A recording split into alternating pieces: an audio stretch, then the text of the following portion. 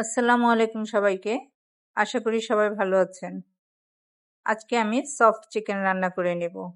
Soft chicken রান্না করার আগে আমি কিন্তু সবসময় এটাকে একটু 3-4 মিনিটের মতো জাল করে উপরে যে ফেনাযুক্ত চর্বিযুক্ত ময়লা পানিটা ওঠে ওইটা ফেলে দিয়ে তারপরে রান্না করি। আজকেও আমি তাই করেছি। এখন আমি রান্না করে নেব। প্যানে কিছুটা তেল নিয়ে এখানে দিয়ে দিলাম 2-3 টুকরা তেজপাতা, 2 টুকরা দারুচিনি, 2টা এলাচ, কিছু পেঁয়াজগুলো আমি একটু মোটা করে কেটে নিয়েছি।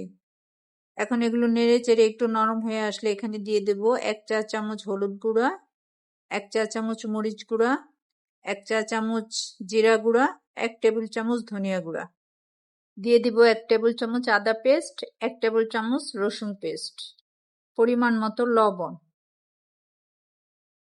এখন সবকিছু একটু নেড়ে চেড়ে সামান্য একটু পানি দিয়ে আমি এখন মশলাগুলো কষিয়ে নেব। মশলাগুলো কষানো হয়ে গেলে এখানে দিয়ে দেব আমি কিছু টমেটো কুচি।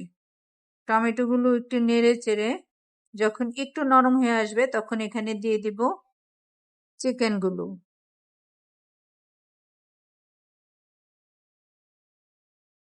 চিকেনগুলো দিয়ে একটু ভালো করে নেড়ে চেড়ে মশলার সাথে ভালো করে মিক্সড করে নেব।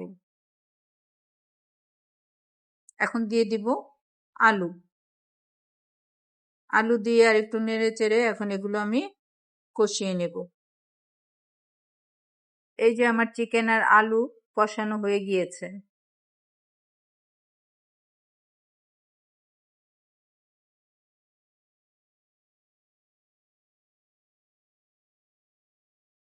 এখন আমি দিয়ে দিব কিছু পানি।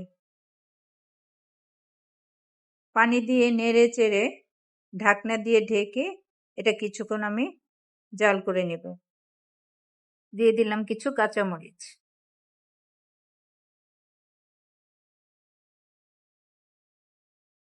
মাঝে মাঝে একটু নেড়ে দিতে হবে। এই যে আমার তরকারিটা প্রায় হয়ে গিয়েছে। এখন এখানে আমি দিয়ে দিব ভাজা জিরার গুঁড়া। ভাজা জিরার গুঁড়া দিলে কিন্তু তরকারির স্বাদ বহুগুণে বেড়ে যায়। আমার তরকারিটা হয়ে গিয়েছে, এখন এটা আমি নামিয়ে নেব।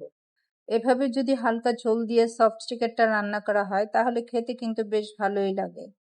দেশি মুরগিতে তো তেমন একটা মাংস থাকে না, তাই অনেক বাচ্চারাই ওটা খেতে পছন্দ করে না। তাই এই চিকেনগুলো যদি বাচ্চাদেরকে এইভাবে রান্না করে দেওয়া হয় তাহলে কিন্তু বাচ্চারা খুব মজা করেই খেয়ে নেয়। তবে খেয়াল রাখতে হবে রান্না করার আগে 3-4 মিনিট জাল করে উপরের চর্বিযুক্ত ময়লা পানিটা ফেলে দিতে হবে। সবাই ভালো থাকবেন। আল্লাহ হাফেজ।